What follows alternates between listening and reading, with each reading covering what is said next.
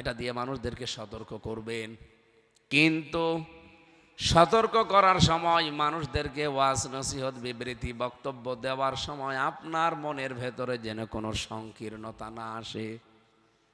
হারজনের ব্যাখ্যা এখানে পাওয়া যায় দুইটা। এক নম্বরে কোরআন দিয়ে কথা বলতে গেলে দেখবেন অনেক নিয়ম নীতি যে এলাকায় কথা বলবেন ওই এলাকার সাথে মেলে না। ওই এলাকায় হয়তো মানুষ ওজনে কম বেশি দেয়, খাদ্যে ভেজাল দেয়, 2 নাম্বার সিট 1 নাম্বার বলে চালায়, পোড়া দায় আছে না নেই? এরকম থাকতে পারে অনেকেই। যখন কোরআন দিয়ে বলবেন ওই নিয়ম নীতিগুলো তো মিলবে না, তখন দেখবেন ওরা মন খারাপ করবে। এমন কেউ মনে মনে বলবে, মনে হয় আমারে দেখে দেখে বলছে। আমার মনে হচ্ছে 1500 বছর আগে নাজিল হওয়া এই আয়াতটা এই মাত্র আপনাদের চেহারা দেখে আল্লাহ আর একবার নাজিল করল। দেখেন কত মানুষের মুখ কালো হয়ে গেছে। যারা ঠিক সিটের ভেতরে 2 নাম্বারই করে তাদের আমি মন পাবো? আমি একা না, নবীজি এসে ওয়াজ করলেও নবীজিও আপনার কাছে ভালো হতে পারবেন না। 2 নাম্বারে হারাজনের ব্যাখ্যা কি? হয়তো আপনি বলতে এসেছিলেন আল্লাহর কোরআনের কথাগুলো, আপনাকে যারা নিয়ে এসেছে দা নজর নিয়াজ হাদিয়া তৌফা বেতন ভাতা এগুলো বাড়িয়ে দিতে পারে যদি আপনি গোপন করে রাখেন।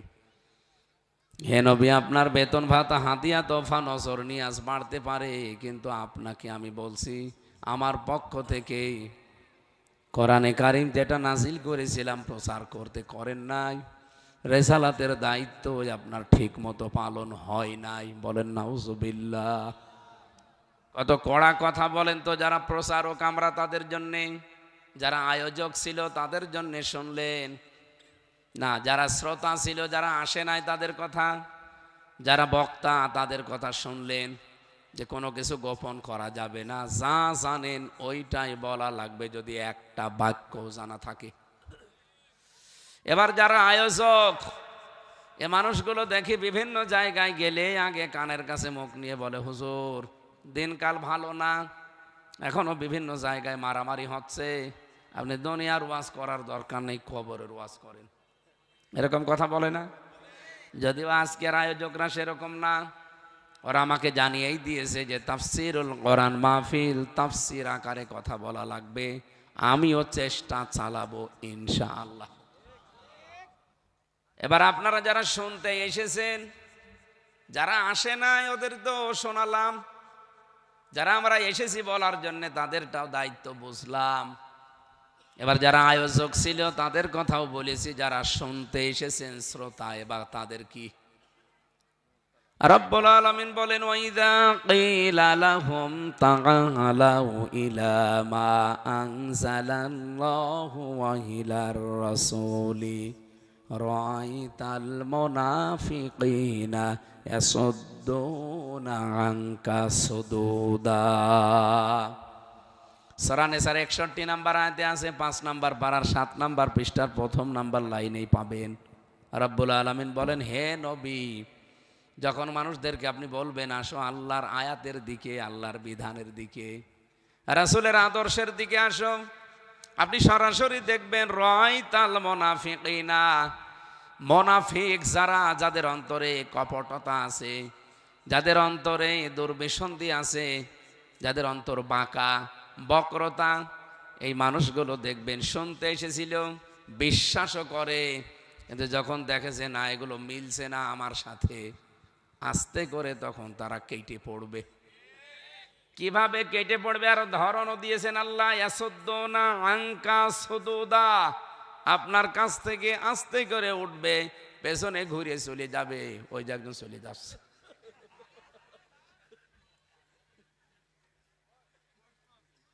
ও ঠিক আছে, ও 1 আঙ্গুল তুলেছে তার মানে ও প্রসাব করবে, 2 আঙ্গুল যারা তোলে কি করবে, আর 3 আঙ্গুল তুললে বিড়ি খাবে। আমি একবার পেয়েছিলাম সাতক্ষীরাতে, 3 আঙ্গুল তুলেছে। আরে ছোটবেলা থেকে আমি প্রসাব লাগলে স্যারদেরকে বলতাম, হুজুরদেরকে, যে এই পায়খানা করলে এই 3 আঙ্গুল আপনার কিসের? হুজুর বিড়ি খাবো। ঠিক আছে যা। বিড়ি এখন কি বলবো, ওর নেশা লেগে গেছে। বললাম ঠিক আছে, আপনাদের পাশের জেলায় যশোরেই তো বিড়ি তৈরি হয়, খেয়ে আবার তাড়াতাড়ি চলে আসবে। আমারে কথাও দিলে বলছে হুজুর ঠিক আছে, বেশি সময় লাগবে না, 4-5 মিনিট শেষ করে দেখি ঠিক আছে, সামনে বসিস। কি নেশা দেখেছে, ওকে বিড়ি খেতে যাচ্ছে নাকি? না, মুরব্বী মানুষ তো, এক আঙুল তুলেছে, ওই যে আরেকজন যাচ্ছে। তাহলে 4 প্রকার জিনিসের নাম আমরা কোরআন দিয়ে শুনেছি। যারা আসে নাই তাদের জন্য আযাব আসতেছে। আর আল্লাহ যদি বলে আযাব আসতেছে, উনি কি ইয়ার কি মেরেছে? বলেন বলেন। সূরা আরাফের 40, 41, 42 নাম্বার আয়াত পড়লে আমার এখনো পর্যন্ত ভয় লাগে। ইন্নাল্লাযীনা কাযযাবু বিআয়াতিনা ওয়াস্তাকবারু আনহা। আল্লাহ পাক বলেন, নিশ্চয় যারা আল্লাহর আয়াতকে মিথ্যা মনে করে, মিথ্যা প্রতিপন্ন করে, ওয়াস্তাকবারু আনহা, এই শব্দের 2টা ব্যাখ্যা হয়। এদিকে তাকান। ওয়াস্তাকবারু শব্দের প্রথম অর্থ হচ্ছে যারা অহংকার করে, আনহা তার থেকে মুখ ফিরিয়ে চলে যায়। দ্বিতীয় অর্থ কি? যারা কোরআনে কারীম বিশ্বাস করে কিন্তু এই কোরআন থেকে উল্টা পাল্টা ফতোয়া দেয়। বাংলাদেশে এখন দেখছি এই দ্বিতীয় অর্থটা অনেকেই ফলো করছে। এই যেমন আবুল সরকার, কোরআনের আয়াত পড়ে ঠিক কিন্তু অর্থ করে মন মতো। কি আয়াত পড়িছে, কুল আউযু বিরাব্বিন নাস, আল্লাহ নাচতে বলছে, অথচ নাচ মানে মানুষ। নাচ মানে কি? কোরআনের আয়াত কিন্তু ঠিকই পড়েছে, কুল আউযু বিরাব্বিন নাস, শুধু ইউস বিসুফি এই আয়াতটা পড়তে পারে না। বাকি 3টা আয়াত কিন্তু ঠিকই পড়ছিল। তো আয়াতের অর্থ কি ঠিক করেছে না মন মতো? আরো জোরে। কোরআনে কারিমে তো এত অথেন্টিক কিতাব, আল্লাহ নিজে গ্যারান্টি দিয়েছেন, হে নবী আপনিও যদি আমার কোরআনের ব্যাপারে কোনো কথা মন মতো বানিয়ে বলেন, আমি আপনার নিজে আমার ডান হাত দিয়ে আপনাকে চেপে ধরবো আর কণ্ঠ নালী কেটে ফেলে দেব। এত বড় কঠিন কথা আমি কোরআনে আর পাইনি। আলাউ তাকাওয়ালা আলাইনা বাদাল আকাবিল লাখাদনা মিনহু বিল ইয়ামিন সুম্মা লাকাতানা মিনহুল ওয়াতিন। আল্লাহ পাক বলেন, আমার কোরআন আমি যা দিয়েছি ওইভাবে বলা লাগবে। যদি কেউ কোনো কথা নিজেরটা ওর ভেতরে চালিয়ে বলে যে এইটাও আল্লাহ বলেছে, আমি আল্লাহ কি করতাম জানেন? এদিকে তাকান। আল্লাহ পাক বলেন প্রথম শাস্তি হচ্ছে লাখাযনা মিনহু বিল ইয়ামিন, আমি তার ডান হাত চেপে ধরতাম আর কণ্ঠনালী কেটে ফেলে দিতাম। ঠিক আছে, আপনারা শুনতেছেন নাকি এমনি বসে আছেন? বলা লাগবে ভাই, আমি যা বললাম এটা ঠিক আছে কিনা বলে। না না ঠিক নেই। কি বলেন? এখানে আলেম নেই? আপনি আলেম না? এই যে মৌলানা, ও এটা মৌলানা, কি মৌলানা এটা? আলিয়া মাদ্রাসায় পড়া? না না, হ্যাঁ কওমি মাদ্রাসার আলেম নেই এখানে? কি আপনি কথা বললেন না কেন? আমি আয়াতের বাংলা বললাম, আমি বললাম ঠিক আছে, ওরা বলছে ঠিক আছে, ওদের নাই। আপনি তো বলার দরকার ছিল না, ভুল হয়েছে। আয়াতটা কিভাবে আমিও এতদিন এইভাবেই পড়েছি, এখন চিন্তা ভাবনা করে দেখছি না এতো মিলছে না। আপনি বাংলা অর্থ দেখেন, যে কোনো বাংলা কোরআন শরীফ নিয়ে এসে এইটাই পাবেন, আর আমি এইটাই লিখে পাশ করেছি, এই জন্যই মাওলানা কথা বলছে না। কিন্তু বাংলা অর্থটা কি একটু মিলান্ত শব্দের দিকে খেয়াল করেন। আল্লাহ বলেন লা আখাযনা, লামে তাকিদ, লা আখাযনা, অবশ্যই আমরা ধরতাম। ধরতো কে? আরো জোরে বলেন। আল্লাহ বলছেন আমরা ধরতাম। মিন মানে হতে, হো মানে তাকে, বি মানে দ্বারা, এমিন মানে ডান হাত। এখানে বলেন তো, আল্লাহ নিজে বলছেন আমি আমার ডান হাত দিয়ে আপনাকে ধরতাম, আপনার ডান হাত চেপে ধরতাম, এ কথা এখানে নেই, অথচ বাংলায় এটাই লেখা আছে। আমরা যে পড়ে অর্থ বের করতে পারি না এই শব্দগুলোর। বি শব্দের এখানে 3টা অর্থ হয়। বি মানে দ্বারা, দিয়ে, কর্তৃক। আল্লাহ বলেন আমি ধরতাম আমার ডান হাত দিয়ে। কাকে ধরতাম? বলেন বলেন। নবীজি আপনাকে আপনার ডান হাত ধরতাম না, আমার ডান হাত দিয়ে ধরতাম। আমার প্রশ্ন হচ্ছে, আল্লাহর ডান হাতের শক্তি বেশি না বাম হাতের? বাম হাতের শক্তি নেই? অবশ্যই না। বাম হাতে থাপ্পড় খেয়েছেন আপনি? কাজ ছেলে কইটা? তোর বাবা কই, এখানে আছে?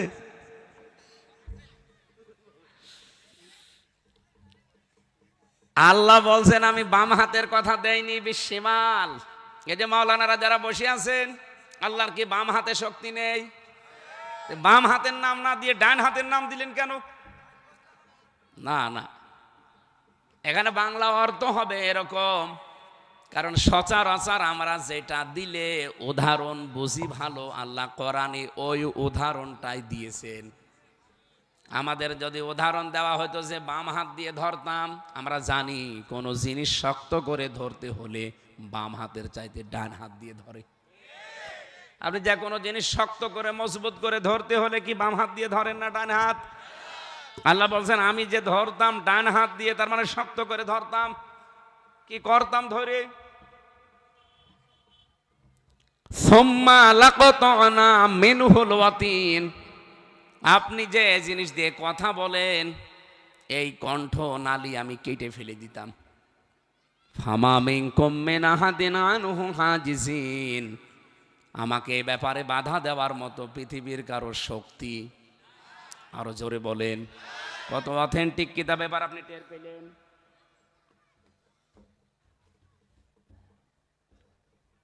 কি অথেন্টিক কিতাব আল্লাহ নাযিল করেছেন, তাহলে টের পাওয়া গেছে যে এর ভেতরে কোন মানুষ কোন কথা বানিয়ে বলার ক্ষমতা। লা ইয়াতিহিল বাতিলু মিন বাইনি ইয়াদাইহি ওয়ালা মিন খালফি তানজিলুম মিন হাকিমিন হামিদ। বলেন আল্লাহু আকবার। আল্লাহ পাক বলেন এমন ভাবে সংরক্ষণ করেছি এ কোরআনকে, কিয়ামত পর্যন্ত শয়তানের ভেতরে ডান থেকে বাম থেকে উপর থেকে নিচ থেকে প্রবেশ করতে পারবে না। সে ক্ষমতা শয়তানের নেই, কিন্তু আবুল সরকারের সে ক্ষমতা হয়েছে। তার মানে ও শয়তানের চাইতেও নিকৃষ্ট। আল্লাহ বলছেন ডান থেকে বাম থেকে উপর থেকে নিচ থেকে এর ভেতরে কোনো কায়দা নেই শয়তান প্রবেশ করার। অথচ কোরআনের আয়াত পড়ে বানিয়ে অর্থ বলল ও শয়তানের চাইতে ভালো না খারাপ? ওকে যারা সাপোর্ট করে তারাও শয়তান। কথা বলেন না কেন? আপনাকে আমি ঘৃণা করি এই কারণে, কারণ আপনি কোরআন বিপক্ষে অবস্থান যারা নেয় তাদের পক্ষে আপনি সাফাই গান। কত বড় কঠিন কথা আল্লাহ বললেন যে আমি নবীকে আমার ডান হাত দিয়ে ধরে তার কণ্ঠনালী কেটে ফেলতাম যেন কথা বলতে না পারে। এ বাংলাদেশে আগে যারা এরকম বলতো আপনি দেখেছেন, শেখ হাসিনা একবার ফতোয়া দিয়েছিল লাকুম দীনুকুম ওয়ালিয়া দীন, রাহুল বুখারী। আয়াত পড়ছে, কোরআনের দলিল দিচ্ছে, ওরও কেটে ফেলার দরকার ছিল। আমার মনে হচ্ছে আল্লাহ সেই সদ এখন নিচ্ছে, এখন ওরে কেটে ফেলার সময় আসতেছে, ওরেও কেটে ফেলবে। কিন্তু যেহেতু এই দেশে এখনো পর্যন্ত মহিলাদের ফাঁসি এই দেশে হয়নি, হয়েছে? হয়নি। ওরও ফাঁসি না হোক আমরা চাই, কারণ মেয়ে লোকের ফাঁসি বড় কঠিন জিনিস। আমি তো পুরুষ মানুষের বহু ফাঁসি জীবনে দেখলাম এই 3 বছরে। এত কষ্ট হয় ফাঁসি দেওয়ার সময়, মেয়ে লোক পারবে না সহ্য করতে। আরও তো এমনি বয়স হয়ে গেছে 77 না কত, পারবেই না। সেই হিসাবে বলছি ফাঁসি না হোক, কিন্তু আমি চাই আমার মতো অন্তত 3 বছর ফাঁসির কন্ডেম ছেলে থাকুক। 3 বছর থাকাও লাগবে না, 3 মাসেই পটল তুলবে। এখন শুধু বাঁচার আমার মনে হয় একটা লাইন বাংলাদেশে আছে, যেহেতু ক্ষমা পাবে না, ইউনূস জীবনও ক্ষমা করবে না। যে চালানো চালিয়েছে ইউনূসকে, একটা পথ শুধু খোলা আছে, দাদা মোদিকে মুসলমান বানিয়ে বিয়ে করে একটা বাচ্চা অন্তত পেটে নিক। হ্যাঁ, এছাড়া কোনো উপায় নেই, কারণ বাচ্চা পেটে থাকলে তার ফাঁসি হয় না। আপনি কি জানেন এটা? এই যে মুরব্বী, জানেন না? আজকে নতুন শুনলেন? ঠিক আছে। তা তাহলে খবরটা পাঠিয়ে দিয়েন যে আপা অন্তত একটা দোলা ভাই বাড়ুক, মুসলমান হোক, আমার একটা মুসলমান ভাই বাড়বে। 2 নম্বর একটা বাচ্চা যদি পেটে আসে অন্তত আমাদের একটা ভাগ্নে বাড়বে। আমাদের আপা না, এই কথা বলছেন না কেন? আপা নিয়ে বেশি কথা বলা ঠিক না, এই জন্য আমি বললাম না। ওনার বাঁচারে একটা পথ আছে, তাছাড়া আর কোনো পথ অন্তত খোলা নেই। এই জন্য খুব সাবধান, কোরআনের ব্যাপারে আগ বাড়িয়ে কিছু বলতে যাবেন না, না জানলে বলবেন না। বাংলাদেশে এইটা আমার মহামারী আকার ধারণ করেছে। ওয়ালা তাকফু মা লাইসা লাকা বিহি ইলমুন, যে বিষয়ে জানো না মুখ খুলবা না। আর এই দেশের মানুষের স্বভাব, যেটা জানে না ওটা বেশি করে বলে। বলেন, আপনার যদি এখন মাথা ব্যথা করে, পোড়াদারেই বাজারে যে তাহলে বলেন একটু যে আমার মাথা ব্যথা করছে, 14টা ডাক্তার হাজির হয়ে যাবে। কেউ বলবে সিটাক্সিন খান, কেউ বলবে কোশিয়াম খান, কেউ বলবে প্যারাসিটামল খান। এই যারা বলছে একটাও কি ডাক্তার? আপনি ডাক্তারের কাছে যান, ডাক্তার দেখবেন এ কথা বলবে না জীবনেও। বলবে আপনার মাথা ব্যথা করছে, আগে পরীক্ষা করা লাগবে, তারপরে আমরা ঔষধ দেব। যদিও অভিজ্ঞ ডাক্তার MBBS ডাক্তার হয়ে থাকে। আর যদি হাতুড়ি ডাক্তার হয়, ওর ঔষধ বিক্রির জন্য 3-4টা ঔষধ দিয়ে দেবে, যেটাই ভালো হয়।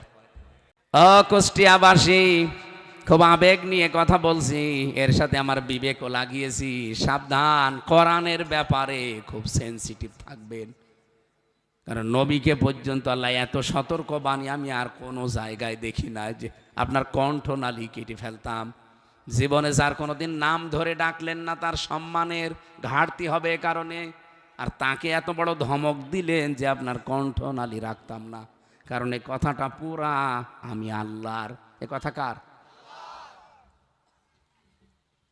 মুহাম্মদ রাসূলুল্লাহ কোনো কথা বলে না যতক্ষণ জিবরাইল তাকে কথা বলতে না বলে কোরআনের ব্যাপারে। তাহলে কত বড় কথা, অথেন্টিক কিতাব আমরা আজকে শুনতে এসেছি।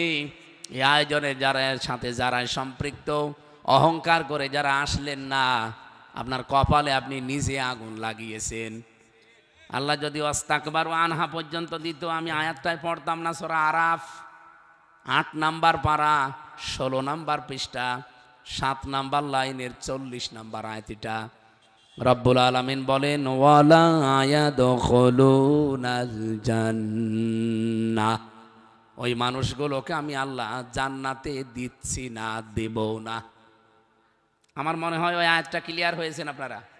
বাংলায় যেটা পড়তেন এতদিন যে আমি আপনার ডান হাত চেপে ধরতাম, কণ্ঠনালী কেটে ফেলে দিতাম, এটা ঠিক না। হবে আল্লাহ তার ডান হাত দিয়ে নবীকে চেপে ধরতেন, কণ্ঠনালী কেটে ফেলে দিতেন।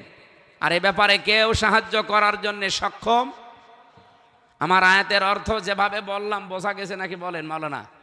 এভাবে বলবেন এখন থেকে কোনো জায়গায় বললে, কারণ এটা শক্ত হয় আরো বেশি। আগেরটাও শক্ত আছে, কিন্তু আয়াতের শাব্দিক অর্থ মিলছে না।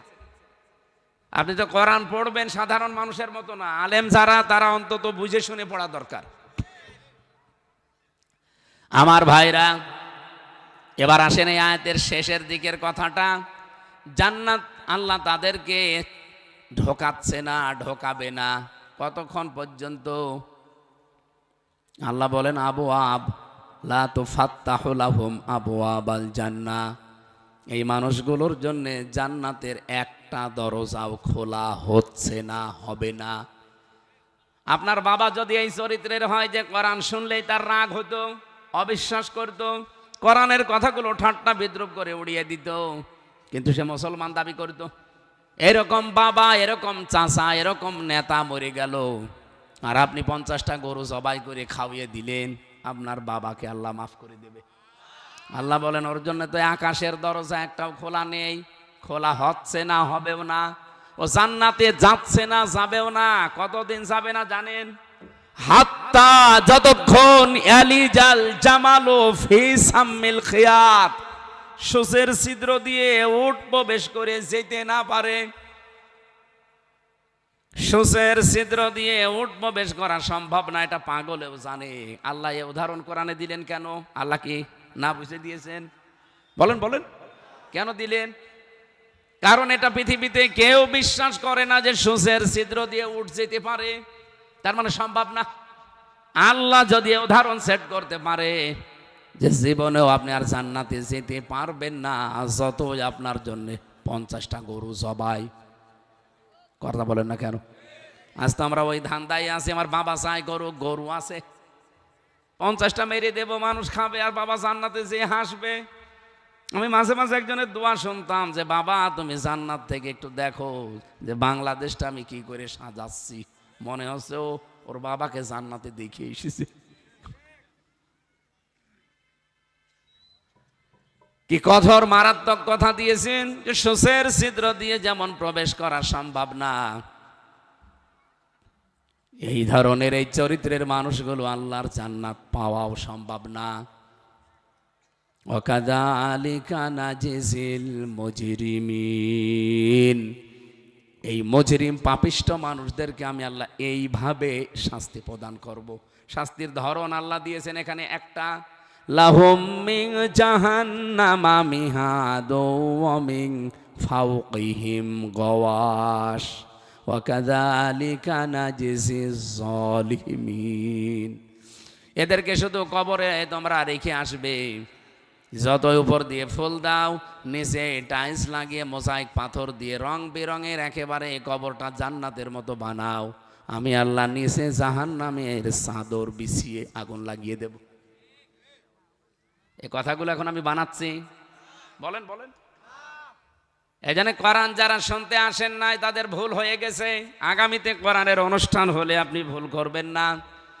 2 নম্বরে, আমরা যারা বলতে এসেছি আমাদের যেহেতু গোপন করলে সমস্যা আছে, এজন্য আমরা গোপনও করব না। কোরআন যারা গোপন করে তাদের শাস্তি মারাত্মক দিয়েছেন।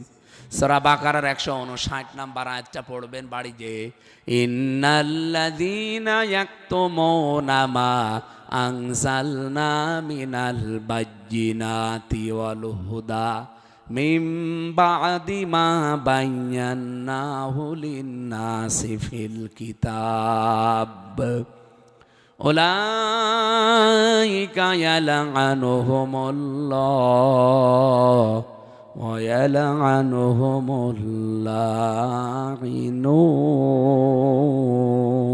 লাঈনুন।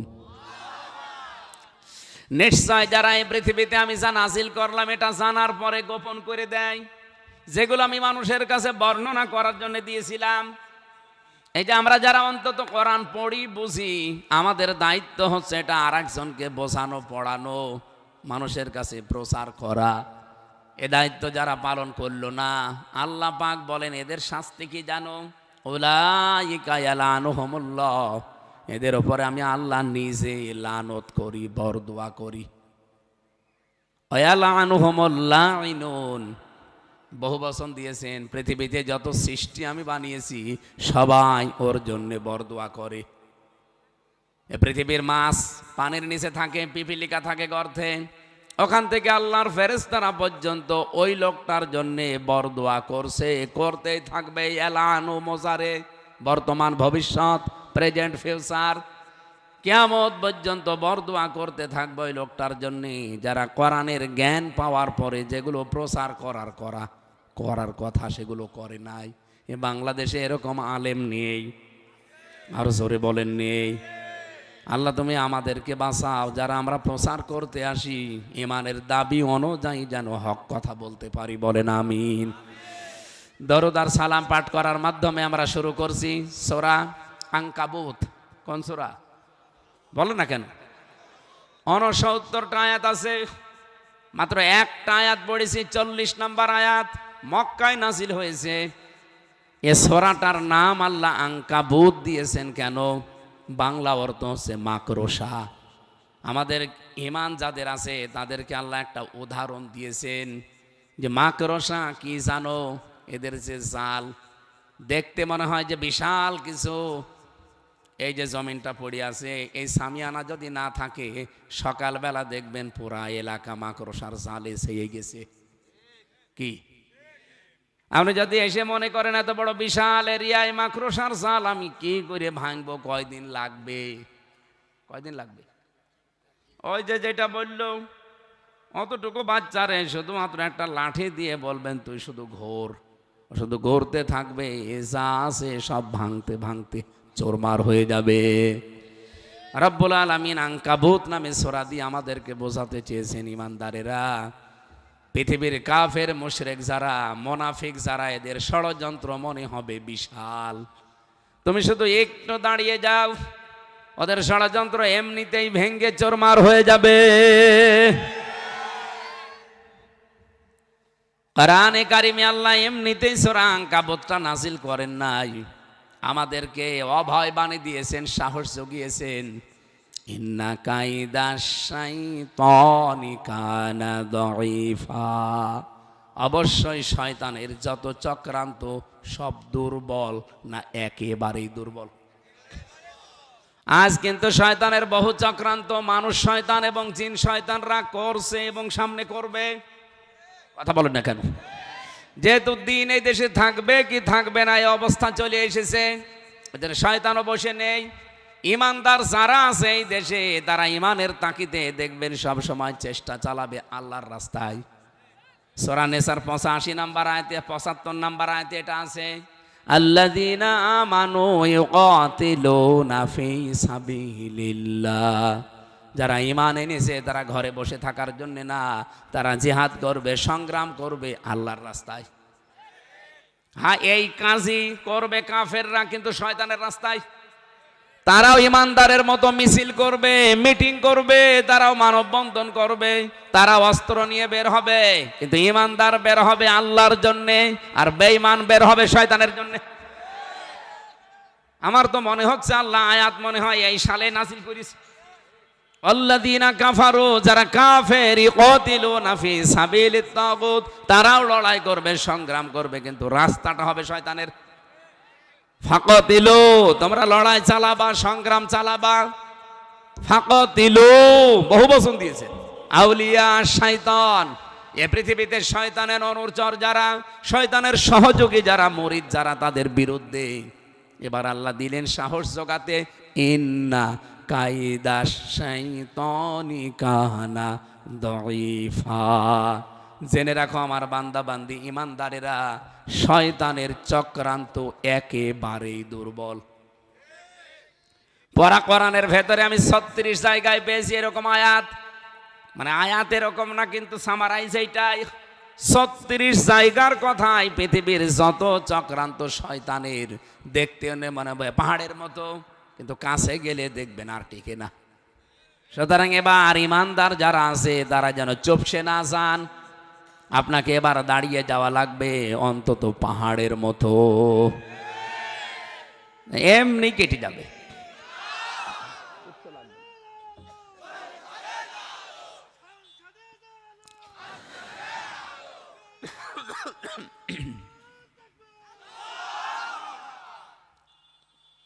এবার একটা বিপরীত কথা বলি, সিস্টেম অপর পৃষ্ঠায় পাবেন, সূরা ইউসুফের 28 নম্বর আয়াতে।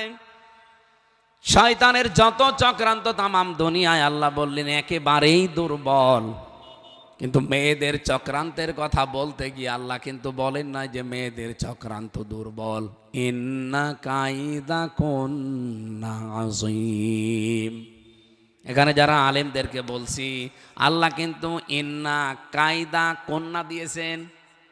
শুধু যদি এখানে জোলাইখার কথা হতো তাহলে জোলাইখার নাম দিত আল্লাহ, অথবা কি দিত। আল্লাহ বহু বচন দিয়ে জানিয়েছেন যে জোলাইখার ষড়যন্ত্র শুধু না, কিয়ামত পর্যন্ত জোলাইখার মতো ষড়যন্ত্র মেয়েরা করবে। ইউসুফ নবীর বিরুদ্ধে ষড়যন্ত্র করে তারা 10 বছর জেল খাটিয়েছে। কিয়ামত পর্যন্ত জোলাইখার মতো ষড়যন্ত্র মেয়েদের ভেতরে থাকবে, তাদের দ্বারাও আমার ইমানদারেরা পরীক্ষার সম্মুখীন হবে। এখন নেই, বলেন বলেন। আমি যুবক মানুষের জন্য আমার বিরুদ্ধে এখন মেয়েদেরকে ওরা লাগাবে। গফুর সাহেবের তো যৌবন নেই, ওনার যদি এখন বলা হয় যে মেয়ে লোক নিয়ে, কেউ বিশ্বাসও করবে না, ওনার অন্য কিছু শয়তান লাগাবে। আল্লাহ বলেন পৃথিবীতে শয়তানের চক্রান্ত তো দুর্বল, মেয়েদের চক্রান্ত এত ভয়ঙ্কর। মেয়ে লোক যদি শয়তান দখল করে, আপনি জান্নাতের ভেতরে দেখেন শয়তান শুধু ধোঁকা দিয়ে বোকা বানিয়ে কি আরম্ভ করেছিল। হযরত আদম আলাইহিস সালাম তো বাইরে জান্নাতের অন্য জায়গায় ঘোরাফেরা করছিলেন। শয়তান ঠিক জান্নাতের মেন গেটে দাঁড়িয়ে করুণ সুরে কাঁদছিল আর নসিহত করছিল। হযরত হাওয়া আলাইহিস সালাম আসলেন, জান্নাতের মেন গেটের কাছে দেখলেন একজন মুরব্বী মানুষ কাঁদে। কাঁদেন কেন? বলছে, আমি আমার জন্য না, তোমাদের জন্য কাঁদছি। আমাদের আবার কি, আমরা তো ভালোই আছি। বলছে, না, গোপন সংবাদ আমার কাছে আছে। ভালো তো আছো, কিন্তু ভালো থাকতে দেবে না তোমাদের। আমি শুনলাম নাকি এখান থেকে তোমাদের পাঠিয়ে দেবে আর এক জায়গায়। হযরতে হাওয়া আলাইহিস সালাম চিন্তা করেছিলেন ওই দিন, এটা তাফসিরে ফি জিলালিল কোরআনে আছে, এত বড় শান্তির জায়গায় থাকতে পারবো না, কে বাধা দেয় গো দেখি। শয়তান তখন কান্নার সুরে সুরে বলছিল, আমি গোপনে সংবাদ পেয়েছি ওই যে গাছের কাছে যাওয়া নিষেধ। হ্যাঁ নিষেধ। ওই গাছের কাছে যদি যেতে পারো আর ফল যদি খেতে পারো তাহলে চিরস্থায়ী হয়ে যাবে। আও তাকুনা মালাকাইনি আও তাকুনা মিনাল খালিদিন, হয় ফেরেশতা হয়ে যাবা না চিরদিন এখানে থাকতে পারবা, কেউ তোমাদের আর নামিয়ে দিতে পারবে না।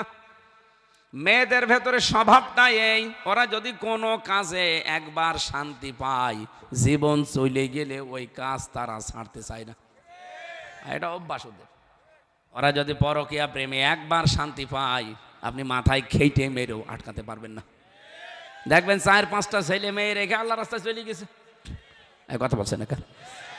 যায় না, এরকম যায় না। শয়তান যদি ওদের কোনো কাজে একবার শান্তি দিতে পারে, আপনি যতই ওয়াজ নসিহত করেন, বলবেন থাক পরে তওবা করে নেব।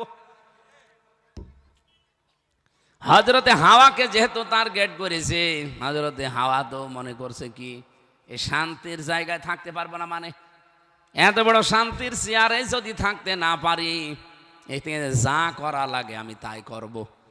আমার মনে হয় ওনাদের মতো একজন ছিল, তাকেও শয়তান দখল করেছিল।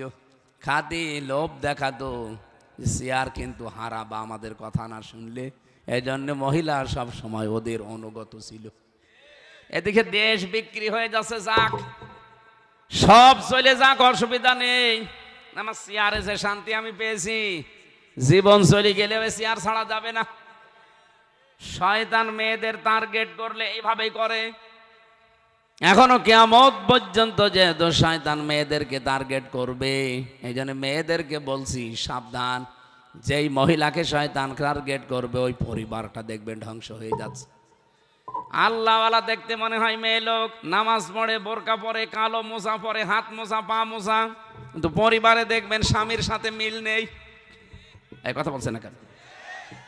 এমনকি ফতোয়া পর্যন্ত দেয়, এলাকার সবাই আমারে ভালো বলে, শুধু এই খোকার বাপ আমারে দেখতে পারে না। তোর এলাকার সবাই ভালো বলার দরকার কি? খোকার বাপ যদি ভালো বলে তাহলে তুই ভালো। বলে সবাই আমারে দেখতে পারে, শুধু খোকার বাপ আমারে দেখতে পারে না। খোকার বাপ দেখতে পারে না কেন? যে কারণে পারে না, ওই কারণগুলো আবিষ্কার করে তার কাছে আগে ভালো হন। কি কথা বলে না কেন? হ্যাঁ, এখানে আর একটা মাসলা আছে।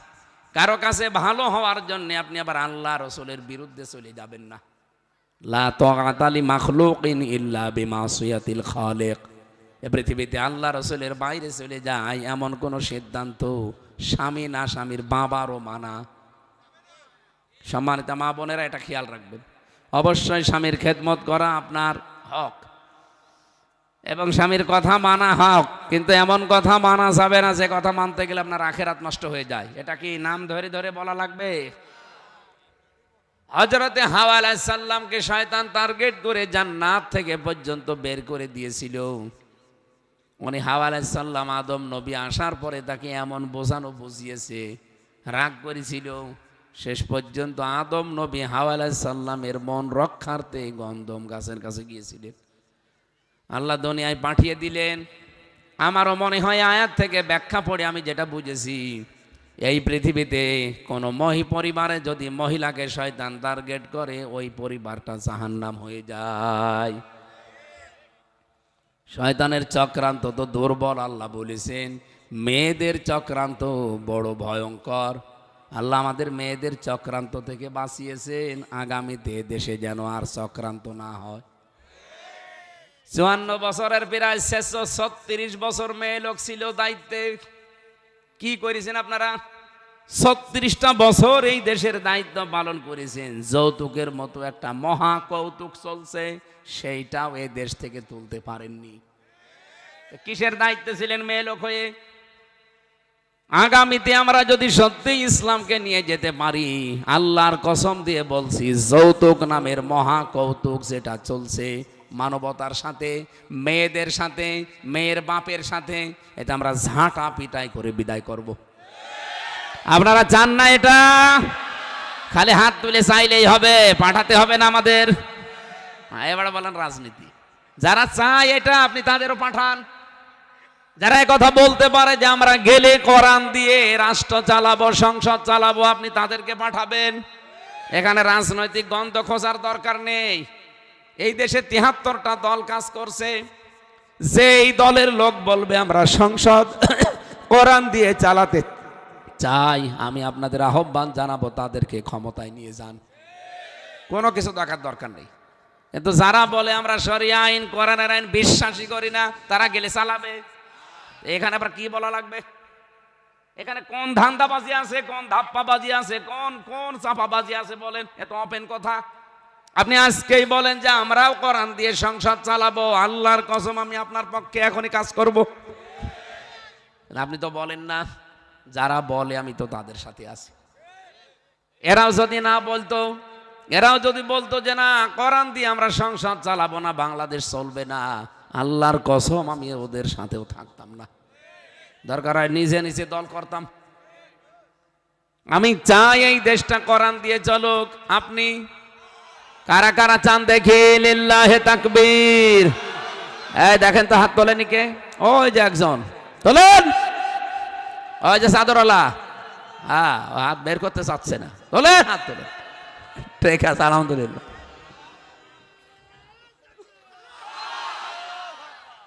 আলহামদুলিল্লাহ ভাই, মাহফিল সাকসেস। এইরকম মানুষ যদি পুরা মিরপুর থানা 10 জায়গায় হাত তোলে, এই মিরপুর আমার মনে হয় বাংলাদেশের ভিতরে ফার্স্ট হবে।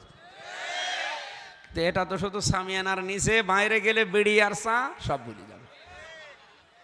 এই জন্য তো ভোটে চা খাওয়া যায় না। কোন কারণে আপনি ভোটের এই 10 টাকার চা খেয়ে আপনার মাথার উপর দিয়ে ওই শয়তান 10,000 টাকা আত্মসাৎ করবে? আপনাকে এখন খাওয়াচ্ছে 10 টাকা, আপনার মাথার উপরে বাজেট আসবে 20,000, ওই 20,000 টাকা খাবে। এটা হতে দেবেন এবার? এতদিন আমরা পাগল ছিলাম, এখন আর পাগল? অনেকে আমার বছর টাকা দিয়ে যাচ্ছে, করবো কি? টাকা নেবেন, পায়খানার কাছে লাগাবেন। ওই টাকা তো ভালো কাজে লাগানো যাচ্ছে না, কারণ তো হারাম টাকা। মসজিদেও দেওয়া যাচ্ছে না, পায়খানা বা পোশাকখানা বানাবেন যে থাক। ওই শয়তানরা এটা শুনে যেন টাকাও না দেয়, তারপরেও দেবে। ওদের টাকা তো অবৈধ টাকা, করবে কি?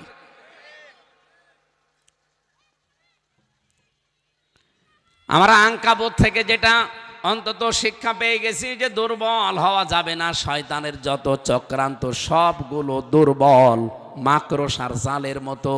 দেখতে হবে, মনে হবে পাহাড়ের মতো, কিন্তু একটু যদি লিল্লাহে তাকবীর বলে যান, দেখবেন সব হাওয়া হয়ে গেছে। আমরা এখান থেকে মাত্র একটা আয়াত পড়লাম, 40 নম্বর আয়াত। আমার আলোচনার বিষয় মনে আছে? কোন অপরাধের কোন শাস্তি আল্লাহ দুনিয়ায় নাজিল করেন? রব্বুল আলামিন বলেন, ফাকুল্লান আখাযনা বিযামবিহি ফামিনহুম মান আরসালনা আলাইহি হাসিবা। আমি তাদেরকে ধরেছিলাম তাদের পাপের কারণে। কাউকে কাউকে আমি আল্লাহ পাথরের বৃষ্টি দিয়েছি। কিসের? পাথরের বৃষ্টি নাজিল করেছি কারো উপরে। মিনহুম মান আখাযাতহু সাইহাত, কাউকে আমি ঝঞ্ঝা বিক্ষুব্ধ মানে ঝড় আওয়াজ দিয়েছি, ঝড়ের আওয়াজে তারা কান কালা হয়ে পড়েছিল। মিনহুম মান খাসাফনা বিহিল আরদা, কাউকে আমি জমিনের ভেতরে গেড়ে দিয়েছি। মিনহুম মান আগরাকনা, কাউকে পানির ভেতরে ডুবিয়ে দিয়েছি। ওমা কান আল্লাহু লিয়াযলিমাহুম, আল্লাহ বলেন আমি কারো উপর অত্যাচার করতে চাই না। ওয়ালাকিন কানু আনফুসাহুম ইয়াযলিমুন, বরং মানুষ নিজেরাই নিজেদের উপরে জুলুম করে, এ কারণে শাস্তিগুলো যায়। এবার আসেন, প্রথমটা শুনলাম কি, এই পৃথিবীতে আল্লাহ পাক কাউকে কাউকে, এখানে হাসিবা শব্দের অর্থ পাথরের বৃষ্টি। রব্বুল আলামিন বলেন, আমি কাউকে পাথরের বৃষ্টি দিয়ে দুনিয়া থেকে ধ্বংস করেছি। মিনহুম মান আখাযাতহুল, মিনহুম মান আখাযনা, ফামিনহুম মান আরসালনা আলাইহি হাসিবা। তাদের কারো কাছে আমি পাথরের বৃষ্টি নাজিল করেছিলাম, কারো কাছে আমি ঝড় দিয়েছি, ঝঞ্ঝা, এমন ঝড় এসেছে তাদেরকে উল্টিয়ে পৃথিবী থেকে ডেড সি বানিয়ে দিয়েছি, মৃত সাগর। আমি বাইরের দেশে গেলে দেখেছি, জর্ডানে আমাকে দেখাচ্ছিল একজন যে এই সেই মৃত সাগর, যেখানে কোনো জীবজন্তু হয় না, কোনো মাছও হয় না, যা আছে উপরে ভেসে থাকে। এটা লূত নবী আলাইহিস সালামের জামানায় ওই জায়গাটা জিবরাইল তার পাখা দিয়ে একটা বাড়ি দিয়েছিলেন, এক বাড়িতে সাগর হয়ে গেছে। এবার আসেন তো, কোন পাপের কোন শাস্তি, যেটা বলছিলাম এটার দিকে যাই। আমরা কোরআনে কারিমে পড়েছি, রব্বুল আলামিন বলেন, আমতারনা আলাইহিম মাতারা, বৃষ্টি নাজিল করেছি তাদের উপরে, বৃষ্টির ঝড়। মাতার মানে বৃষ্টি, বৃষ্টির যে ঝড় হয় এটা হয়তো আমরা দেখিনি, মাঝে মাঝে এটা মরুভূমি এলাকায় হয়, বৃষ্টির ঝড় দেয় আল্লাহ। এক জায়গায় বিশাল পাহাড়ের মতো বালি স্তূপ হয়ে আছে, ঝড় আসার 2-3 মিনিটের ভেতরে দেখবেন একটা বালিও নেই, এখান থেকে 1 কিলোমিটার দূরে ওই বালিগুলো যে আবার পাহাড় হয়ে গেছে। এটা মরুভূমির ভেতরে এগুলো দৃশ্য দেখা যায়। ফাংসুর কাইফা কানা আকিবাতুল মুজরিমিন, নজর করে দেখবা যে মুজরিম পাপিষ্ঠ তাদের সাথে আমি আচরণ কি করেছি, তাদের পরিণতি কি বানিয়েছি। এখানে আল্লাহ একজন নবীর নাম আমাদেরকে শোনাচ্ছেন, তার নাম শুআয়ব। ওয়াইলা মাদিয়ানা খাহুম শুআইবা ক্বালা ইয়া কওমি ইবুদুল্লাহা মা লাকুম মিন ইলাহিন গায়রু। আমি মাদিয়ান শহরে তার ভাই হযরত শুআয়ব আলাইহিস সালামকে মাদিয়ান শহরে পাঠিয়েছিলাম। সে জাতির লোকের কাছে যে বলেছে, আমার জাতির লোকেরা আল্লাহর ইবাদত করো, তার সাথে কাউকে শরীক করবা না, তিনি ছাড়া কোনো ইলাহ নেই। ইলাহ শব্দের অর্থ 4টা। 1 নম্বর ইলাহ মানে আইন দাতা, তার মানে আমাদের পরিবার সমাজ রাষ্ট্র চালাতে যে আইন লাগে এটা আল্লাহ ছাড়া কেউ দিতে। আরো জোরে বলেন। এই দাওয়াত দিয়ে আমরা আজ দেই, এটাকে বানিয়ে দেই না নবীদের দাওয়াত। আমি নাম ধরেই বলছি, বাংলাদেশে যারা ইসলাম কায়েম করতে চায় তারা কিন্তু এই দাওয়াতটাই দেয়, আসেন আমরা আল্লাহর বিধান কায়েম করি। কথা বলেন না কেন? এটা কিন্তু 200 বছর 500 বছরের কথা না, এটা হাজার হাজার হাজার হাজার বছর আগের কথা। শুআয়ব নবী তার গোত্রের কাছে গিয়ে বলেছিলেন, ক্বালা ইয়া কওমি ইবুদুল্লাহ, হে আমার জাতির লোকেরা আল্লাহর ইবাদত করো, ওয়াবুদুল্লাহা মা লাকুম মিন ইলাহিন গায়রু, তিনি ছাড়া কোনো ইলাহ নেই। তাহলে ইলাহ শব্দের যে অর্থগুলো, তার প্রথম অর্থ আইনদাতা, আল্লাহ ছাড়া আইন কেউ দিতে পারে না, এজন্য আমরা আল্লাহ ছাড়া কারো আইন মানি না। কথা বলেন না কেন? আল্লাহ ছাড়া অন্যের আইন মানা শিরিক। এই শিরিক যারা কায়েম করতে চাচ্ছেন, আপনার কি হবে নামাজ দিয়ে, কি হবে রোজা দিয়ে, কি হবে ব্যবসা করে, পর্দা করে, হজ করে? বলেন, আপনি তো ধোকায় আছেন।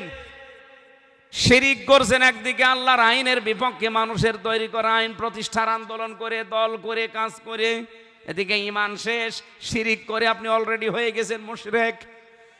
কথা বলছেন না কেন? এ দেশে মনে হয় নেই। কদ জাআতকুম বায়্যিনাতুম মির রাব্বিকুম, অবশ্যই তোমাদের রবের পক্ষ থেকে তোমাদের কাছে স্পষ্ট দলিল আমি নিয়ে এসেছি। সেই দলিলগুলো কি? ফাউফুল, কোরআন বলছেন কেন? ওই জামানায় কোরআন ছিল? এই কথা বলেন না কেন? কোরআন ছিল জামানায়। আল্লাহ ওই কথাগুলো আমাদের শোনাচ্ছেন যে তাদের যে আমি শাস্তি দিয়েছিলাম, এই যে পাথরের বৃষ্টি দিয়ে ধ্বংস করলাম, কেন এই শাস্তিটা এখনো পর্যন্ত আমি নাজিল করতে পারি? পাথরের বৃষ্টি হবে, শিলা বৃষ্টি হয়, হয় না? শিলা যে পরিমাণে নাজিল হয় আকাশ থেকে, এটা যদি এইভাবেই পড়তো কারো মাথার উপরে, সে কিন্তু 70 গজ মাটির ভেতরে দেবে যেত। এত বিশাল আসমান থেকে আসতে আসতে আল্লাহ ছোট করে ফেলে। আমি তাফসিরে পড়েছি যে শিলাগুলো আকাশ থেকে আল্লাহ ছেড়ে দেয়, ফেরেশতারা যদি ওটা ছোট করতে করতে নিচে না নামায়, ওইভাবে যদি নেমে আসে দুনিয়ায় কেউ বাঁচতে পারবে না। টিনের ওপরে পড়লে দেখবেন টিন ঝাঁঝরা হয়ে যায়, কারণ এর একটা ওজন আছে। উপর থেকে পড়লেই এমনি তার ওজন থাকে। এই স্টেজ থেকে যদি আপনি এখন একটা পাথর ফেলে দেন, এর ওজন যতটুকু হবে 20 তলা বিল্ডিং থেকে ফেলে দিলে অতটুকু হবে। আমি একবার মোটর সাইকেলে যাচ্ছিলাম, পেছনে বসে আছি, একটা পাখি উড়ার সময় এই জায়গায় একটা ধাক্কা দিয়েছিল আমার, প্রায় 19 সালে, 6 বছর আগে। এখনো পর্যন্ত এ ব্যথা যায়নি, কারণ মোটর সাইকেলের একটা ফোর্স আর পাখি উড়ছিল ওর একটা ফোর্স, এই দুই ফোর্স এক জায়গায় হয়ে আমার এই জায়গাটায় লেগেছিল। আল্লাহ বলেন যে শিলাগুলো আমি নাজিল করি, এর একটা ফোর্স আছে। আকাশ থেকে ফেলে দেওয়ার সময় মনে করেন 5 মণ এক একটা, এই বিশাল পাথর শিলাখণ্ড ফেরেশতারা ধরতে এই 500 কিলোমিটার, 5000 বছরের রাস্তা, আসমান থেকে জমিন, এখানে আসতে আসতে ফেরেশতারা এই জমিনে নিয়ে এসে একেবারে গুটি করে ফেলে। আমি মাঝে মাঝে আয়াতটা পড়ার পরে মনে করি, আল্লাহ মানুষকে টাইট করার জন্য তো তোমার তো কিছুই লাগে না, শুধু ফেরেশতাদেরকে বলবা যে তোর ওই পাথর ধরার দরকার নেই, পড়ুক। ও যেখানে পড়বে সেখানেই কাজ ফেম মাকুল। কাজ ফেম মাকুল চেনেন না? ওই যে হাতি বাহিনীর সাথে আল্লাহ করেছিল। এখন এই যে শাস্তিটা আল্লাহ কেন দেন? শিলাবৃষ্টি, ফসল আদি, ফল আদি সব নষ্ট হয়ে যায়। এখনো বাংলাদেশে যদি এই গোনাটা থাকে, আল্লাহ এখনো এটা নাজিল করার সম্ভাবনা নেই। আরো জোরে বলেন। আল্লাহ বলেন ফাউফুল কাইলা ওয়াল মিজান, 1 নম্বরে তারা যেন ওজনে কম বেশি না করে। এই বাংলাদেশে কথা বলেন না কেন? এই পাপ যারা করছেন নিজের ক্ষতি করছেন না, আমাদের ক্ষতি করছেন আপনি। কারণে আযাব আল্লাহ নাজিল করবে আপনার কারণে। ফাউফুল কাইলা ওয়াল মিজান, এই যে মিজান দাড়ি পাল্লার ওজনে কম বেশি করা যাবে। ওয়ালা তাকতাব ওয়ালা তাবখাসুন নাস আশিয়াহুম ওয়ালা তুফসিদু ফিল আরদি বাদা ইসলাহিহা। আর মানুষের কাছ থেকে যখন কোনো জিনিস নেয় তখন বেশি করে নেয়, দেওয়ার সময় কম করে দেয়। তার মানে ওজনে কম বেশি করা। অনেকে মনে করে এ আর কি, এ দুনিয়ার কাজ। কে বলেছে আপনাকে? এটা দুনিয়ার কাজ না। নামাজ যেমন আখেরাতের কাজ, রোজা রাখেন আখেরাতের জন্য, এইটাও আখেরাতের কাজ। 2 নম্বরে কাজ করতো কি? ওয়ালা তুফসিদু ফিল আরদি বাদা ইসলাহিহা, জমিন শান্ত হয়ে যাওয়ার পরে অশান্ত করার জন্য আপনি পায়তারা করবেন না। এই বাংলাদেশে যে গুনাহটা সবচাইতে বেশি হয়। আগস্টের 5 তারিখের পরে আর 15.5 মাস আপনি হিসাব করেন, আমি পেয়েছি প্রায় 31 বার এই দেশটাকে অশান্ত করার জন্যে। দাদি, আপা, খালা যাই বলেন ওখান থেকে চেষ্টা চালাচ্ছে, পারছে না। জনগণ একটু ঐক্যবদ্ধ আছে, এই জন্য পারছে না। এখন আবার অন্য লাইন নিয়েছে। যারা জমিনকে অশান্ত করার জন্য ওদের হাওয়া দিয়ে ওদের পামে পড়ে করতেছেন, বৃষ্টি কিন্তু নাজিল হবে পাথরের। নাকি আল্লাহর ওই শক্তি এখন আর নেই? বলেন। আল্লাহ পাক বলেন যালিকুম খায়রুল লাকুম, এই ওয়াজটা এমনি করি না, এটা তোদের জন্যই ভালো হবে। ইন কুনতুম মুমিনিন, যদি তোরা বিশ্বাসী হয়ে থাকিস। ওয়ালা তাকউদু বিকুল্লি সিরাতিন তুইদুন, আরো গুনাহ তাদের জীবনে 2টা ছিল। 1 নম্বরে ওয়ালা তাকউদু, বসে থাকবা না, বিকুল্লি সিরাতিন, প্রত্যেকটি রাস্তার পাশে, তুইদুনা ওয়া তাসুদ্দুনা, মানুষকে ভয় দেখানোর জন্যে, আতঙ্ক করার জন্যে রাস্তার মোড়ে মোড়ে ওত পেতে থাকবা না। এটা বাংলাদেশে এখন হচ্ছে। ইসলামপন্থীরা বের হলেই কি করে তাদের দুর্বল করা যায়, ভয় দেখানো যায়, আতঙ্কগ্রস্ত করা যায়, একদল মনে হচ্ছে নেমে পড়েছে। এই আয়াত এখন আমি বানালাম। বলেন। এটা সূরা আরাফের ভেতরে আছে, 85 নম্বর আয়াত। বাড়ি যে মিলাবেন আপনার জীবনে আমার মনে হচ্ছে এটা আছে। ওয়ালা তাকউদু বিকুল্লি সিরাতিন তুইদুন, মানুষকে ভয় দেখানোর জন্য, আতঙ্কগ্রস্ত করার জন্য ওরা বিভিন্ন রাস্তায় ওক পেতে থাকে। এরপরে কি ওয়াতাসদ্দ না আং সাবিলিল্লাহ, তারা আল্লাহর রাস্তা থেকে মানুষদেরকে দূরে সরানোর জন্য বিভিন্ন পায় তারা করে। আরে ভাই, আমার তো মনে হচ্ছে এই আয়াত এখন আর একবার নাজিল করলো আল্লাহ এই কুষ্টিয়ার জন্যে। আজ উজান গ্রামের জন্য নাজিল হয়েছে। উজান গ্রামে আজকে ইসলাম প্রতিষ্ঠা যারা করতে চায় তারা একটা মিছিল বের করেছিল, অতর্কিত হামলা চালিয়েছে আর এক দল। আপনি কিন্তু পাথরের বৃষ্টি নাজিল করার জন্য উঠে পড়ে লেগেছেন। আল্লাহ নাজিল করলে শুধু আপনি মরবেন না, আমাদেরকে নিয়ে মরবেন। এই জন্যই তো সতর্ক করছি। 2 তলা নৌকা চলছে, কয়তলা বলেন বলেন? উপর তলায় আমরা আছি, নিচতলায় এমন কিছু মানুষ আছে পানির ব্যবস্থা শুধু উপরে, পানির ব্যবস্থা নিচে নেই। ওরা নিচ থেকে উপর তলায় শুধু পানি নিতে আসে। আমরা এই যে কয়েকজন যদি বলে এই বারবার পানি নিতে আসেন, আপনাদের কাছেই তো পানি আছে, ওরা যদি বলে ঠিক আছে ডিস্টার্ব আর করবো না, এবার ঠিক আছে, যেই একটা তক্তা খুলে যদি পানি নিচ থেকে বের করে, আর আমরা উপরে আব্দুল গফর সাহেবের মতো এত বড় আল্লাহর ওলি বসে বসে যদি বলে ঠিক আছে যে যা করছে করুক গা, লা ইলাহা ইল্লাল্লাহ, কাউকে কিছু বলবো না, সুবহানাল্লাহ, শুধু নিচে যারা আছে ওরাই ডুবে মরবে না, উপরে যারা আছে ওরা ডুববে। এই বাংলাদেশে অন্যায়, অত্যাচার, জুলুম, চাঁদাবাজি, দখলবাজি গুলো দেখে মুখ খোলা লাগে। কারণে অনেকে আমারে বলে আপনার এসব বলো দরকার কি, যে যা করছে করুক, তার হিসাব সে দেবে। আরে ভাই, তার হিসাব সে দেবে আমিও জানি, কিন্তু সে যে মরছে এই গুনাহ করে, আমারেও তো মারছে। আমি না বললে যে পাথরের বৃষ্টি নাজিল হবে, ও তো মরবে না, আমার ঘরও ভাঙবে। এই জন্য আমার নিজের বাঁচার জন্য হলেও তার সতর্ক করা, বাধা দেওয়া, আটকিয়ে রাখা দরকার। এই জন্য আগামীতে ইসলাম আসলে দেশে আমরা চাঁদাবাজি করব না, কাউকে করতেও দেব না, তাহলে ওই শাস্তি আর নাজিল হবে না। আমি কে নিচে নামবো আর অবশ্য না, আর নামলাম না, জান।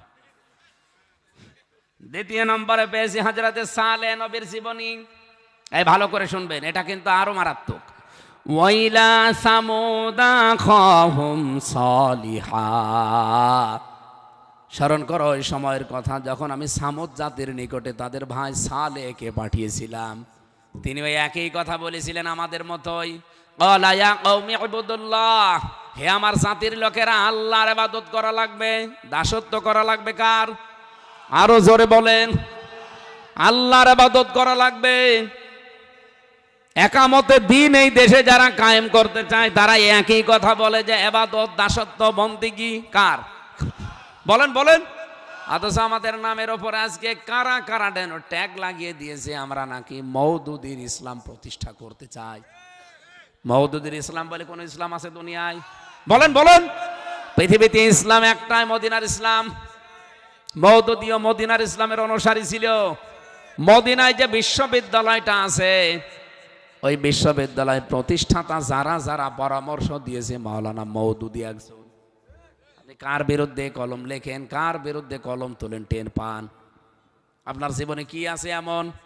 শুধু আলিফ বা তাসা পড়ানো ছাড়া কি করেছেন জীবনে?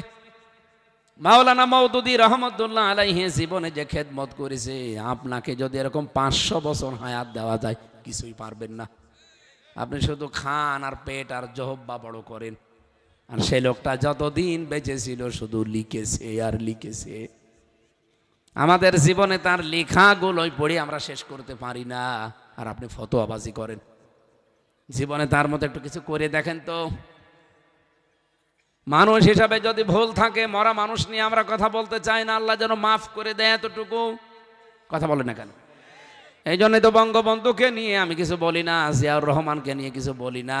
মরে গেছে, তার হিসাব নিয়ে সে চলে গেছে।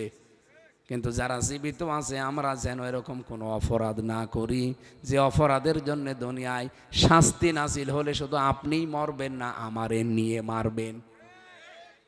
এবার যে শাস্তিটার কথা বলছি ওটা তো গেল পাথরের বৃষ্টি। এবার যে শাস্তি নাজিল হবে এটা হচ্ছে আল্লাহ পাক তাদেরকে বায়ু দিয়েছিলেন, বাতাসের ঝড়। কিসের? বাতাসের ঝড় দিয়েছিলেন, অমিনহুম মান আখাযাতহু সাইহাত, আল্লাহ বলেন ঝঞ্ঝা, বিক্ষুব্ধ ঝঞ্ঝা দিয়েছিলাম, ঝড় দিয়েছি, এমন কঠিন ঝড়। সালেহ নবী জাতির লোককে সতর্ক করলেন, কদ জাআতকুম বায়্যিনাতুম মির রাব্বিকুম। জাতির লোকেরাই সতর্ক বাণী শোনার পরেই বলেছিল, নবী দাবি করো, মানি তোমারে, কিন্তু আমাদেরকে কিছু দেখাও। কি দেখতে চান? এই যে বিশাল পাহাড়, এই পাহাড়ের উপরে যে পাথর দেখা যায় বড়, এই বড় পাথর থেকে একটা 10 মাসের গাভীন গর্ভবতী একটা উট বের করা লাগবে, উটনি, এবং সেখান থেকে একটা বাচ্চা বের হওয়া লাগবে। ওরা মনে করছে যে পাথরের ভেতর থেকে উট বের হবে না, আবার উঠে পেটে 10 মাসের বাচ্চা, এটা তো কল্পনার বাইরে। বলেন তো এই কল্পনার বাইরে এই অসম্ভবকে সম্ভব করার দায়িত্ব কি নবীজির? কার? সঙ্গে সঙ্গে সালেহ নবী সিজদায় পড়ে গেলেন, জাতির লোককে বললেন, ঠিক আছে দেখি আমার আল্লাহ কতদূর নিয়ে যায়। লম্বা সিজদা দিয়ে বললেন, আল্লাহ তুমি আমার সাথে থাকো, জাতির লোকেরা যেটা দেখতে চায় এটা যদি দেখাতে না পারি আমার এলাকায় থাকায় দুষ্কর হয়ে যাবে। রব্বুল আলামিন পাঠিয়েছেন ঠিক, আমি ঘটনা বলার জন্য না, এখান থেকে একটা শিক্ষা নিতে চাই। আল্লাহ পাক সেই শিক্ষাটা এবার দিয়েছেন, হাদিহি নাকাতুল্লাহি লাকুম আয়াতান ফাযারুহা তাআকুল ফি আরদিল্লাহ ওয়ালা তামাসসুহা বিসুইন ফায়াখুযাকুম আযাবুন আলীম। সূরা আরাফের 83 নম্বর আয়াতে আছে, 73 নম্বর আয়াতে আছে। আল্লাহ ঠিক ওষ্ঠে পাঠিয়েছিলেন, 10 মাসের গর্ভবতী, সেখান থেকে একটা বাচ্চা বের হয়ে এসেছে। রব্বুল আলামিন জাতির লোককে বললেন, এতদিন তো এটা আমি পাঠাতে চাইনি, তোমাদের কথা মতো যেহেতু পাঠিয়েছি, সাবধান, এইটা কিন্তু আল্লাহর নিদর্শন, ওষ্ঠে আয়াতান, তার নিদর্শন। আল্লাহ বলেন এতটুকুই না, ফাযারুহা তাকুল ফি আরদিল্লাহ, সে খেয়ে বেড়াবে, যেখানে ইচ্ছা যাবে, জমিনে যা ইচ্ছা খাবে, কেউ তাকে বাধা দিতে পারবে না। ওয়ালা তামাসসুহা বিসুইন, কেউ খারাপ উদ্দেশ্য নিয়ে তার কাছে যেতেও পারবে না। ফায়াখুযাকুম আযাবুন আলীম, কেউ যদি খারাপ উদ্দেশ্য নিয়ে যায় তার জন্য ভয়ঙ্কর যন্ত্রণাদায়ক আযাব আসতেছে। এটা নাই হাজার হাজার বছর আগের কথা, এখন আমাদের সাথে আয়াতের মিল কি? আল্লাহ যদি শুধু হাদিহি নাকাতুল্লাহি লাকুম পর্যন্ত দিতেন, তাহলে আয়াতটা আমি আজকে পড়তাম না। আল্লাহ পরের শব্দ দিয়েছেন আয়াতান, এই ওষ্ঠি তোমাদের জন্য আল্লাহর পক্ষ থেকে, শুধু ওষ্ঠি না, এটা একটা আয়াত, একটা নিদর্শন।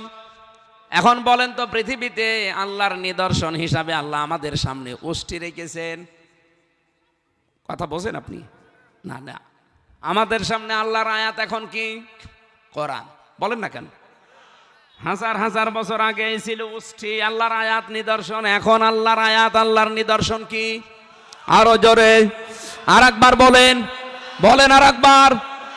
এই কোরআনের সাথে এই আচরণ কেউ যেন না করে। কি?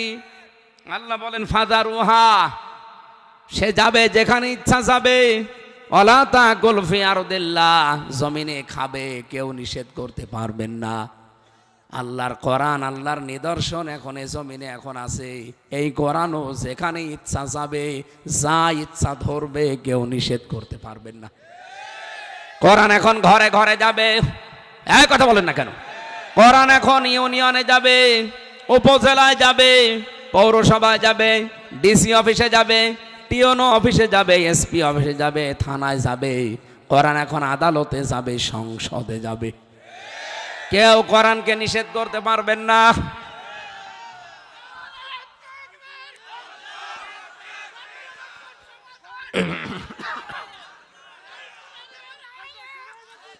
আলহামদুলিল্লাহ।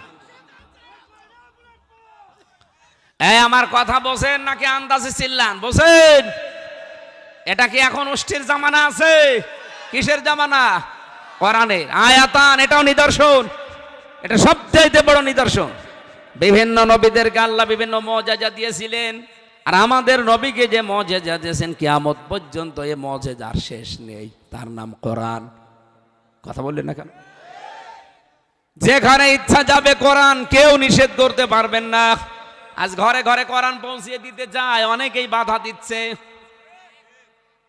এই দৌলতপুর থানাতে এটা বেশি হচ্ছে। কোরআনের কথা মেয়েরা মেয়েদের কাছে বলতে গেলে বাধা দেয়, বলে না এরা জামাত ইসলাম। আরে শয়তান, তোর তো দায়িত্ব ছিল কোরআনের কথা প্রচার করে দেওয়া ঘরে ঘরে। নিজে পারো না, নিজের বাবাও পারে না, যারা করে তাদের বাধা দাও। তুমি তো আবু জেহেলের ভাইরা ভাই। এই দৌলতপুরে যারা কোরআনের প্রচার করতে বাধা দিচ্ছে, মেয়েদের নাম দেয় এরা জামাত ইসলাম, এরা শিবির। আরে ভাই, জামাত করে, তুই করতে পারিস না? এ দায়িত্ব তো তোরও ছিল। বাল্লিগু আন্নী ওয়ালাউ আয়া, একটা বাক্য যদি তোর জানা থাকে পৌঁছিয়ে দে। তো জামাত ইসলাম কেন শুধু এই দায়িত্ব নেবে? তোর দায়িত্ব নেই? যেখানে ইচ্ছা যাবে কোরআন, কেউ বাধা দিতেই 92% মুসলমানের দেশে কেউ যদি বাধা দেয়, সেখানেই তারে জিন্দা ডু অর ডাই। এখানে এখন আর কোনো ফতোয়া নেই, তুই বাধা দিবি কোন কারণে? ওই জামানায় নবী সালে বলেছিলেন, সাবধান, আল্লাহর উষ্ঠে, আল্লাহর নিদর্শন বাধা দেওয়া যাবে না। ওয়ালা তামাসসুহা বিসুইন, এমনকি খারাপ উদ্দেশ্য নিয়ে স্পর্শ করা যাবে না। কিন্তু ওরা মেরে ফেলেছিল। মেরে ফেলার পরে আল্লাহ এই ঝঞ্ঝা বিক্ষুব্ধ বাতাস দিয়ে ধ্বংস করে দিয়েছেন। আজও আল্লাহর এই নিদর্শন সৃষ্টি, আল্লাহর এই আয়াত মুজিজা, এর কাছে খারাপ উদ্দেশ্য নিয়ে কেউ যেন না আসেন। খারাপ উদ্দেশ্য নিয়ে আসার অর্থ বুঝে ফেলেছেন আপনারা? এবার কায়েম হবে, এ ঘরে ঘরে যাবে, এ থানায় যাবে, আদালতে যাবে, সংসদে যাবে, এ ক্যান্টনমেন্টে যাবে, বঙ্গভবনে যাবে, সব জায়গায় যেতে চাই। কেউ বাধা দিতে পারবেন? আরো জোরে বলেন।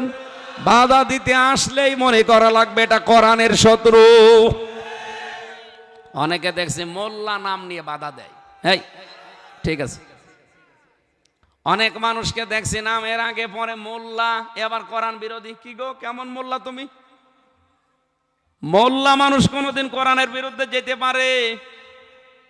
মোল্লার কাজই তো কোরআন শরীফ আরো প্রচার করা, প্রতিষ্ঠার দায়িত্ব নেওয়া। আর এমন মোল্লা তুমি উল্টা পাল্টা ট্যাগ লাগিয়ে দিয়ে যে কোরআন প্রচার করা যাবে না। জামাত ইসলাম হোক, বিএনপি হোক, চরমনাই হোক, মামুনুল হক সাহেবের দল, যত দল এদেশে আছে, কোন দলের লোক যদি কোরআন বাদ দিয়ে অন্য কিছু প্রচার করতে যায়, তারে প্রচার করতে বাধা দেবেন। খারাপ উদ্দেশ্য নিয়ে তার কাছে গেলে ফায়া খোসাকুম আযাবুন আলীম, তাদেরকে আমার আল্লাহ আযাব দেবেন, কঠিন যন্ত্রণাদায়ক আযাব। আল্লাহ আমাদের হেফাজত করেন এই জাতিকে, বলেন আমিন। কত বড় নিদর্শন পেয়েছেন আপনি, এর ওজন টের পান। রব্বুল আলামিন বলেন, ইন্না আরাদনাল আমানাতা আলাস সামাওয়াতি ওয়াল আরদি ফাবাইনা আইয়াহমিলনাহা ওয়া আশফাকনা মিনহা ওয়া হামালাহাল ইনসান ইন্নাহু কানা যালুমান জাহুলা। এটা 72-73 নাম্বার আয়াতে আছে সূরা আহজাবের। ইন্না আরাদনাল আমানাতা, অবশ্যই আমি এই যে আমানত কোরআন, আমার নিদর্শন, এটা আমি নাজিল করেছি। প্রথমে আসমানকে দিতে চাইলাম, সে রাজি হইল না। জমিনকে দিতে চাইলাম, সে রাজি হইল না। এরপরে পাহাড়কে দিতে চেয়েছি, সেও বলছে না, আমি পারবো না। সর্বশেষ আমি এটা মানুষের কাছে দিলাম, মানুষ ঠিক বহন করে নিয়ে বেড়াচ্ছে, অথচ মানুষ তো জানে না যে এর ওজন কি, এর ভেতরে কি কি দিয়েছি মানুষ এখনো টের পায়নি। মানুষ যদি টের পেত যে